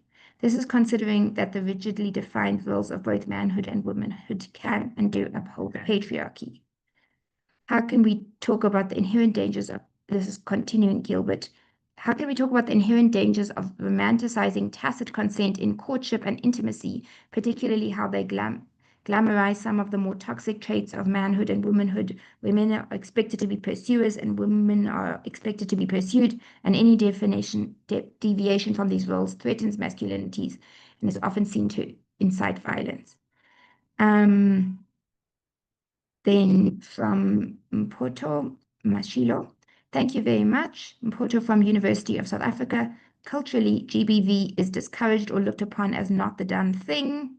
There is some Sotho that I'm not going to win at reading out. I would love you to come in. It's the statement I grew up hearing when I reached this. My father and father-in-law separately were annoyed. Why did you not get the house and come back with different perspectives regarding your dispute? Because now you are no longer a man but a boy. I'm still angry at myself for the uncultural act of slapping my partner while angry. Thank you for sharing that. I'm not sure if there are any further questions or inputs that anybody in the room wants to make. One from myself, I remember like back when I was in university, one of my lecturers told me that I found like very important, and I wish I could remember like who he was quoting, was saying that like women, like obviously everybody's mentioned the intersectionality of the different structures, but how sometimes like in the capitalist setup in racism, women, like white women, can perpetuate patriarchy to black women, and like the main like example of how this can play out is like a white woman with a black domestic worker, and how like the white man is being patriarchal with his expectations of his to his white wife, and then the white wife puts that on her black domestic worker and is busy like often doing patriarchal violence towards her. And I thought that was also like a really interesting point, that even as women, especially as white women, we also need to be thinking about the ways in which we are encouraging patriarchy and living out patriarchal ways. So that's my little input. I'm just going to look for more hands or comments. There's one more comment in the chat. Damara Magano. Hi, Lily. Can I just go very quickly before you do? Sorry, Atini, I didn't get back to you. I'm so sorry. Yes, please, you come in. Not a problem. I think I really just wanted to maybe address just briefly, because Brian has really touched on it, the initial question around implementation and the stagnancy within sort of impoverished locations. And basically how to tackle gender-based violence in those kind of communities. And for me, really, I like this question because it's such a complex and difficult question. There's no one right answer to it as well. I think what we need to understand, however, is that norm regeneration is a slow and discursive matter, right? It's not linear, right? And so when we are talking about addressing or fighting against violence against women, which is an important fight, but the truth is that gender-based violence is merely just a symptom, right? And the real fight, and excuse me for my lexicon for using the word real, I know it's such a consultation, perhaps maybe the difficult fight is the invisible power, right? It's the culture, as Brian has mentioned, it's the systems, it's the patriarchy. That's what we need to fight, right? Because often that is the base of the symptoms, which in this case would be gender-based violence, right? And of course, while we are fighting the invisible power, that is not to say that we are forgetting to address the, the violence that's also on the surface, which would be gender-based violence in this case. Perhaps that's more like a theoretical and intellectual way of thinking about it, but perhaps to talk about more practical ways and approaches is, as Brian has mentioned, and I think Tenjiwe has also mentioned, is that we need to find ways in which we can domesticate our strategies. We can't have overarching strategies when it comes to gender-based violence particularly. It actually doesn't work, as we have seen. Each culture in each province, in each context, in each community, you know, the running line and the silver lining may be violence, but how men arrive to those different forms of violences is different, and it's informed by different cultures, right? And that's what we need to have very domesticated approaches that address those specific needs within those specific contexts. Brian has mentioned masculinities are not monolithic, they are not homogeneous, right? And so we are setting ourselves up for failure if we are going to have a national overarching strategies to address this issue. The masculinities that exist within the Western Cape are very different from the masculinities, and perhaps even the same from the masculinities that exist within the Eastern Cape and the likes, right? And so a domesticated approach is incredibly important. We need to go into these communities as social activists, do a stakeholder mapping, do a community mapping, understand what are the textures in these communities, right?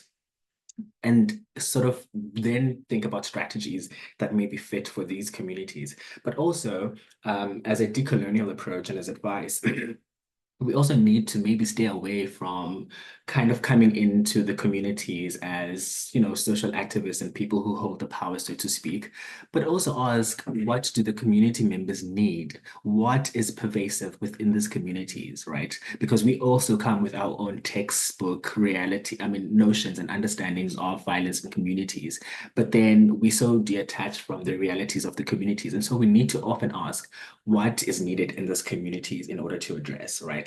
And I think another way of practically sort of identifying and eradicating patriarchies is within the very same communities is being able to identify ringleaders, right?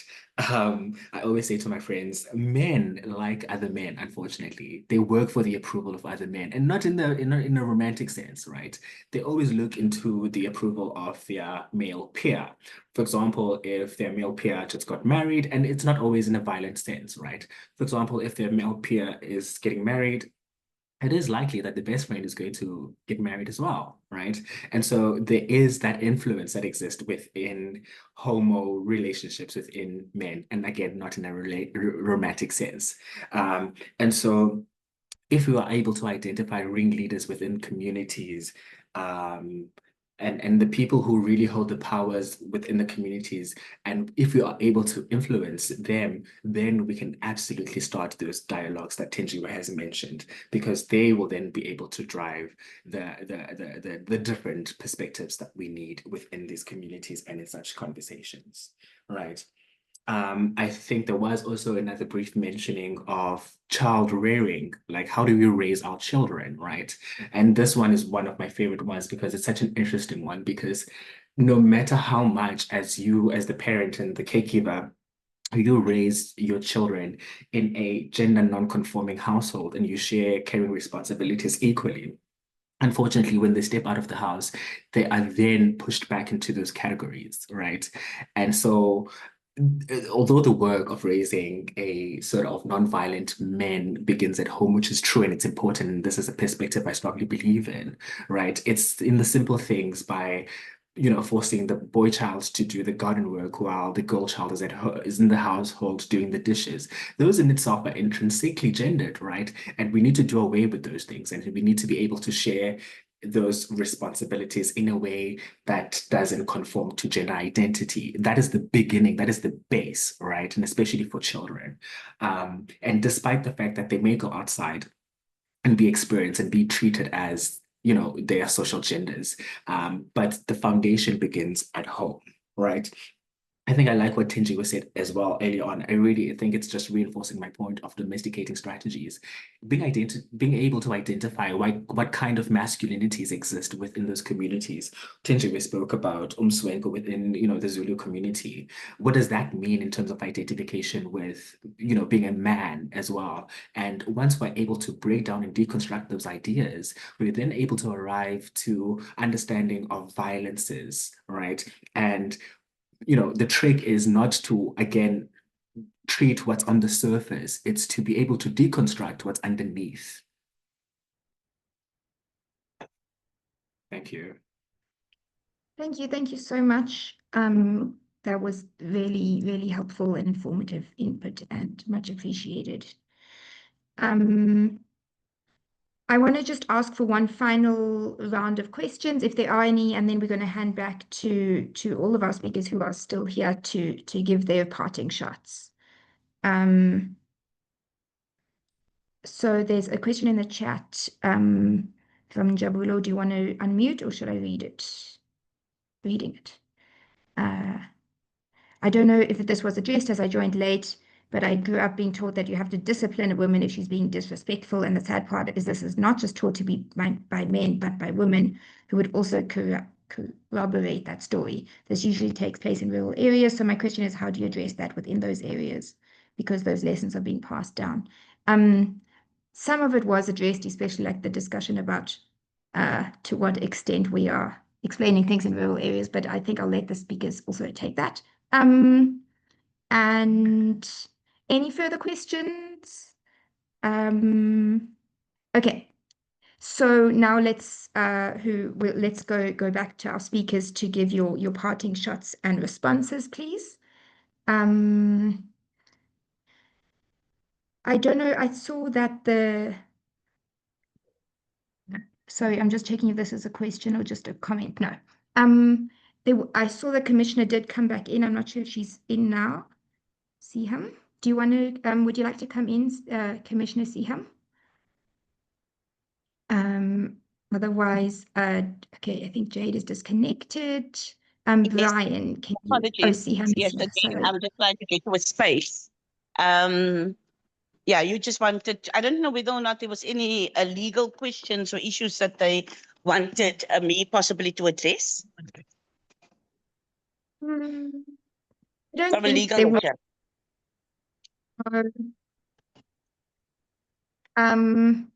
No. I suppose there was my question, which was, if all the legal stuff was working, do you think it would make a difference? Well, if all the legal stuff were working, yes, because just the simple is that if you have the sexual offense or even the Domestic Violence Act, you are supposed to get like a social worker to be able to go through the particular process, deal with it, because we do also know the legal issue is at the end, which means that there's a lot of trauma, etc., that needs to be able to deal with. And the Department of Social Development is important. So one thing that I haven't touched was that what I wanted to say is that there is also SAPS, the NPA, all of them, and that is what they call the Justice Crime Prevention Cluster.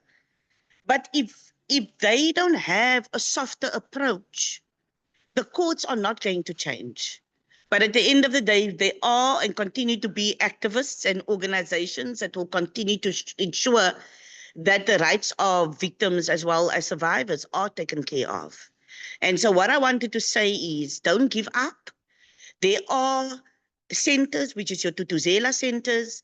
There are lawyers that will be able to take on the matters and to be able to ensure that we keep the state, the NPA, SAPS accountable. It's sad that victims and survivors have to take this on, but for us to be able to ensure that the next generation reaps the benefits of what these acts and the Constitution says, which is everybody must be free from all forms of violence and there needs to be security for all. And we just need to, but if there are survivors and there are victims, that all the courts in the country has domestic violence courts, there is sexual offences courts, they need to be able to just ask and access and to be able to ensure that they get through that particular process. I know I'm not giving you, I just, the system is there. We just have to make it work. Thank you. Thank you so much for Thank that. you. And thank you for coming. Much appreciated. Oh, a question in the chat to Siham from Gilbert. Do you think that the perception that victims and survivors are unable to receive justice contributes to further gender-based violence? Yes, it does, because then it perpetuates what they call impunity. It means that victims won't come forward because they would think that their cases is not going to be heard. And I think that we need to be able to, yes, look at the success stories, but at the end of the day, we need to be able to fundamentally shift the power imbalances within our communities, so that besides just the court system, that broadly the communities, the churches, leaders understand what it is to be able to support a survivor of violence. And I think we are not yet there. A lot of training needs to be done to religious leaders, traditional leaders, and leadership who has this view that women need to be chastised, have this view that children need to be chastised, and doesn't have because of a very clear stereotypical religious belief of where women and men should be. And I think just looking at that binary, we have not even touched then on the broader issue of the LGBTIQ plus persons and also persons with disability. And there we are talking about not just triple, but like 4, 5 levels of oppression. And so if our state doesn't look at their systems through an intersectional lens, I don't think it's going to change soon. They need to adopt intersectionality as a mechanism to look at the processes so that they can be able to assist the most vulnerable. Thank you. Thank you so much. Thank you. Thanks for that. So I think we have only one more question, and then we're going to go back to the other panelists to respond. And this, I'll call on Ambassador Mandisi Mpahla. If you could ask your question in about 2 to 3 minutes, or give your input, we love to hear from you. And then we'll get all of our panelists to give their parting shots before we close. Ambassador Mandisi.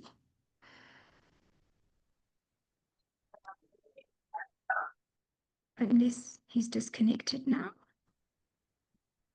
Hello, Lily. Hi, Good. I can hear you now. Yes, good day to everyone. Thanks once again for the invitation. And it was quite interesting to listen to the various inputs that really open up our minds to these issues. I was particularly struck by a point.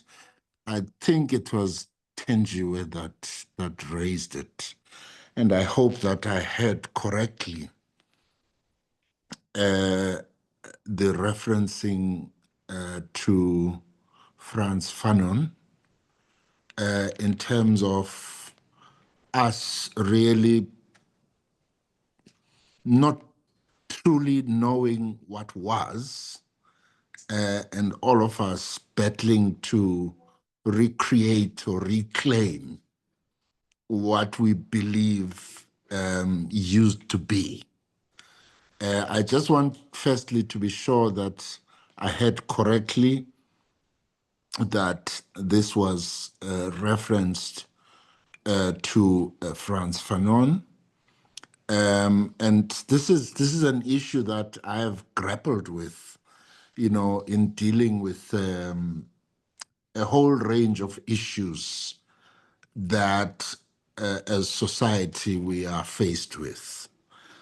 I mean, when you think, for example, about traditional leadership, and how, with the intervention of colonialism and so on, that has introduced distortions, that then means that we may not possess or any more knowledge of how that institution used to function before the disturbance, the intervention of colonialism.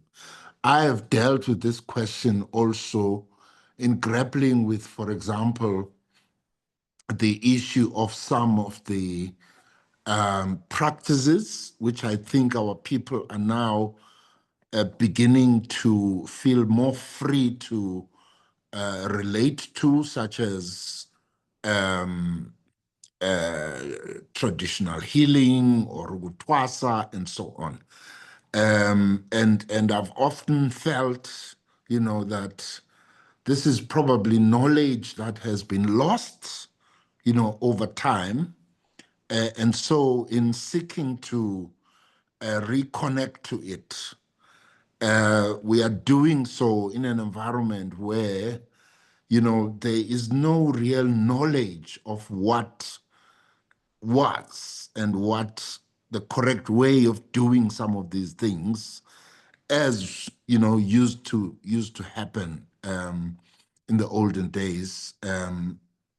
What the correct ways and practices were.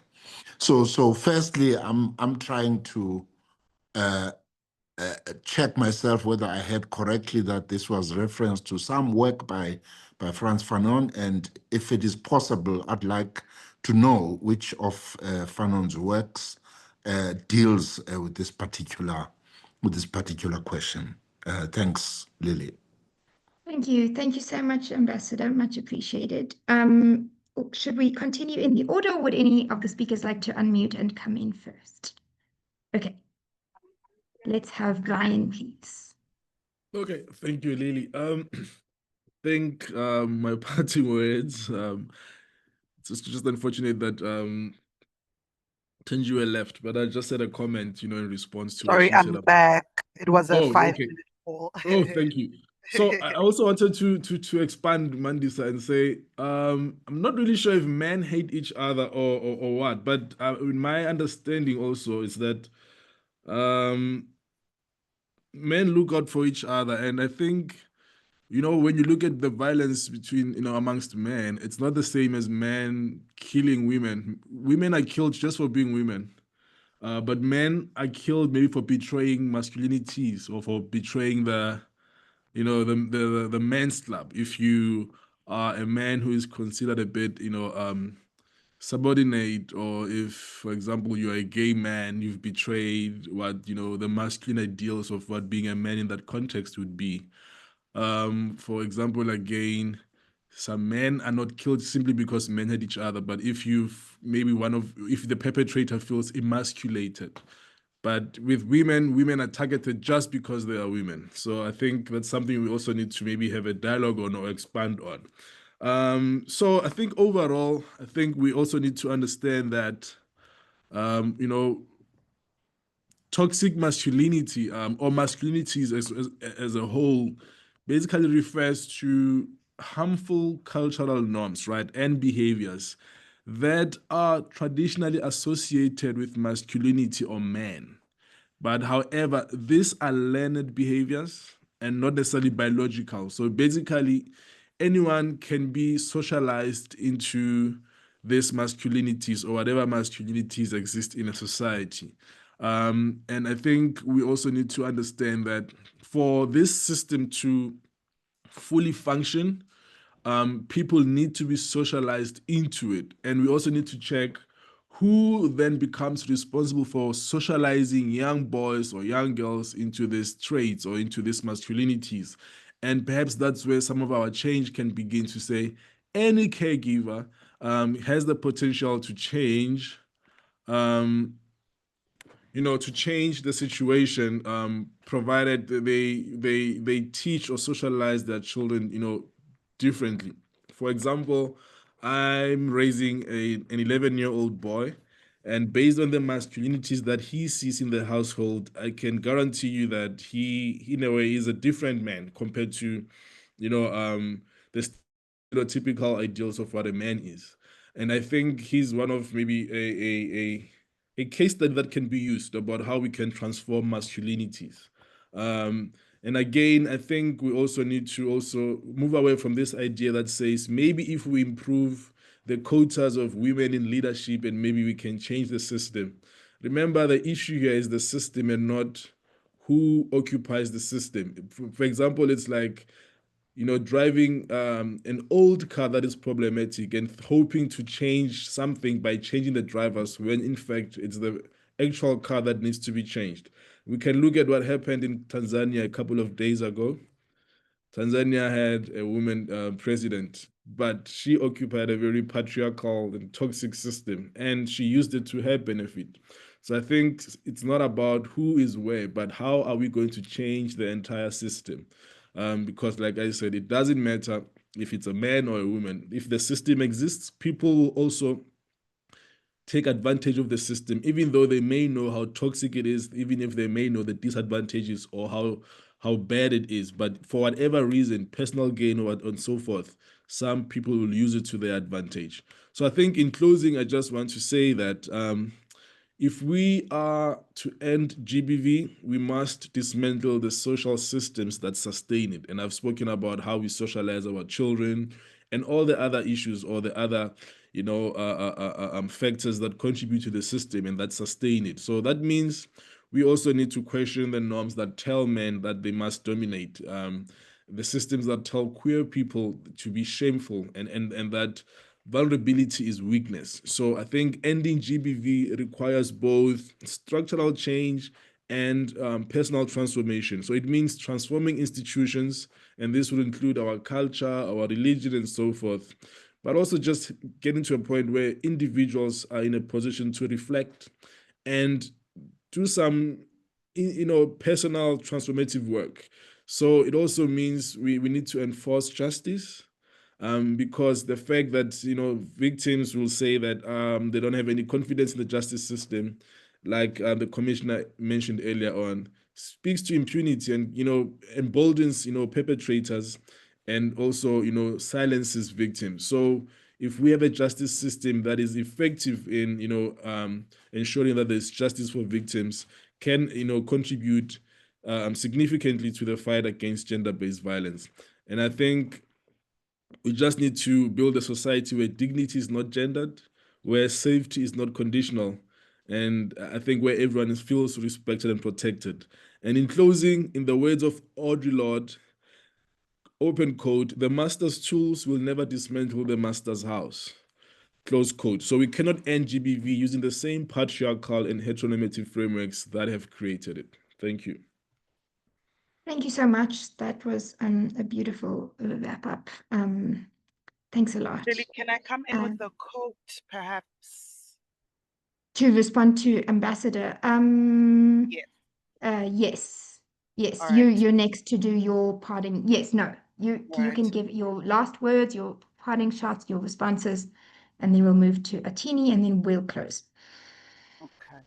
I think my parting words are thank you. As much as I keep quitting the sector. I came back literally, I had a 5-minute call at work, and then I came back because I am still very deeply interested, and I was very deeply interested in what Atini said. I think one of the ending is I am a very critical person, but that does not mean that things do not work. And just to speak to Kibo's question, by the time I left the GBV sector in higher education, I left at the point where we had argued specifically with national government to make sure that there's a national framework for GBV in higher education. By the time that I left, the last institution that we needed to get onto that into a community of practitioners against GBV was the University of KwaZulu-Natal, which was my last workplace when I transitioned out of higher education. So to say that policies do work and activism does work, and I know that there's evidence of this activism working because we were able to get a national framework after more than 20 years of fighting. So I'm really, really proud of that. So while I am critical, I now know that every university in South Africa must have a GBV office, and that was a work of activism. It is just a severely draining task. That's my ending to go. I know I come in quite critically, but it does not mean that the work does not exist and that the work does not happen. So I want to end with that to go. We must be critical, but we must continue to do the work because the work is liberating. And then to answer the question of the quotes, it is one of Fanon's less popular work. It's the work called The Dying Colonialism. It's the 1959 book. And he says, after a century of colonial domination, we find a culture, let me just go down.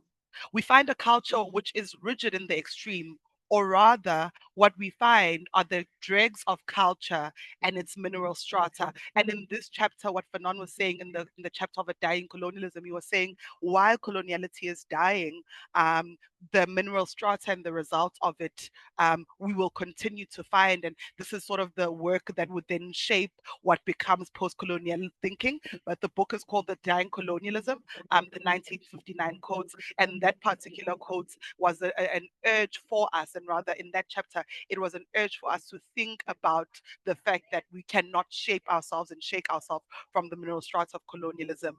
But we must continue to think about how we recreate ourselves. So thank you very, very much, SALO. Thank you for this conversation. And policy and legislation does work. It is a very slow work, but eventually it does work. Thank you very much.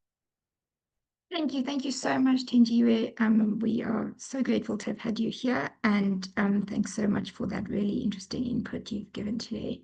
Our final speaker who's still on our platform, Atini, if you could please come in with your parting shots and any final words. Thank you. Thank you, Lily. No departure words as per se, but just words of gratitude, really. Again, to reiterate, I'm really grateful for the opportunity and for the space that was held today. It was passionate to an extent, but it was also very gracious. I like what Tenjiwe said, just in terms of being critical. I come from a history of feminism, right? My honors was really based on, the study of feminism. And I understand what she means when she says we need to be critical. But I can't help but think as well that we also just need to be gracious. As you've said, Tenjiwe, yourself, that the work is inherently slow, right? And so when we are dealing with, for example, hegemonic masculinity and patriarchal men, we're not just dealing with the individual, we're dealing with the history that comes with identifying as a man, the patriarchal history, the political history, right? And so for me, at least, that's where the grace comes in. And so when a man, of course, accountability is important, and I completely stand by that. And so when a man is spewing sort of misogynistic and patriarchal views, all I see sometimes is not necessarily the individual who withholds these views, but his identity that's been informed by the patriarchal history and political history that kind of lead for him to sustain such views. And so I guess I'm speaking to the complexity and how convoluted the work is in itself. And so for me, really, as activists as well, as much as criticism and criticalness is so important, but grace is an incredible and important ingredient in this work that we do. I think part of it for me is also understanding that the results are not going to yield itself tomorrow. The work is very, very slow. And so that's where, I kind of emphasize on the need for grace. Thank you. Thank you so much, Otini. Thanks for being here. Thanks for representing the CSVR and for all your input today. Much appreciated. So I'm now going to hand over to my colleague Riso Ketsue to close our dialogue on behalf of SALO.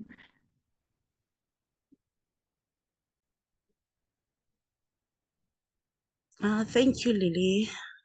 Thank you so much to everyone who joined us today, our speakers, participants, and those following the discussion online. Today's conversation gave us a lot to think about. We explored how heteronormativity and patriarchy continue to fuel gender-based violence, and most importantly, how we can begin to challenge the structures in our homes, communities, and also in our institutions. These are not easy conversations, but they are necessary ones. And it's through dialogue like this that we begin to create awareness, shift minds, and move towards a real change. A big thank you to our speakers for sharing your time and your insights with us. And to everyone who participated in the chat, we appreciate your engagement and reflections. Remember, this session has been recorded and will be available on SALO YouTube channel. Please do share it with others so that the conversation can continue beyond today.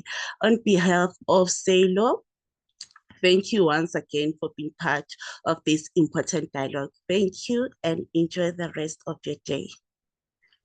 Thank you. Bye, everyone. Thank you, everyone. Thanks. Bye, everyone.